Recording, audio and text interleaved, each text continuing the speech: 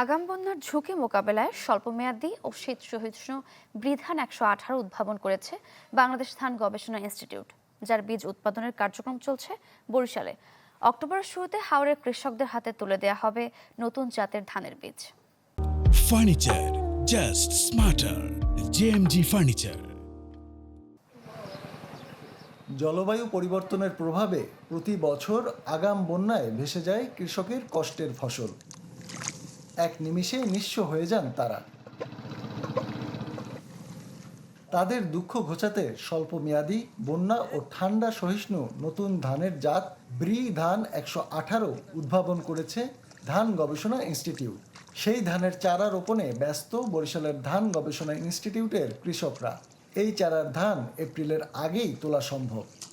আমরা এখন এটা রোপণ করছি, ঠিক আছে। এই ধানটা আপনার যে হাওড়া অঞ্চলে যাবে, মাঠে যে আমরা কাজ করতে আছি, এই ধানটা যদি হাওড়া অঞ্চলে যদি দেওয়া হয় তাতে হাওড়া অঞ্চল খুবই উপকারিত হবে।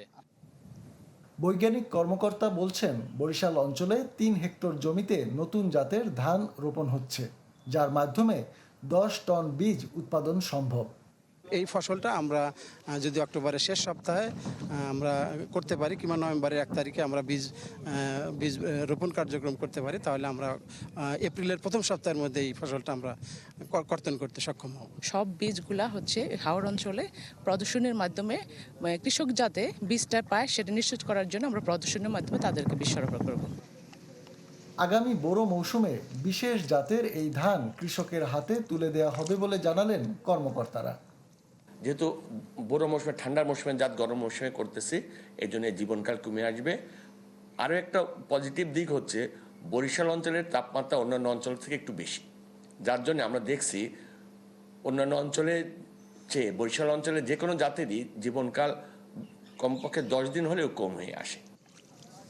এবার ৩০ টন বীজ উৎপাদনের লক্ষ্যমাত্রা নিয়ে কাজ শুরু হয়েছে, যার মাধ্যমে ৮০০ হেক্টর জমিতে আগাম বোরো ধান আবাদ করা সম্ভব হবে বলে জানায় ধান গবেষণা ইনস্টিটিউট। কাউসার হোসেন রানা, চ্যানেল 24, বরিশাল।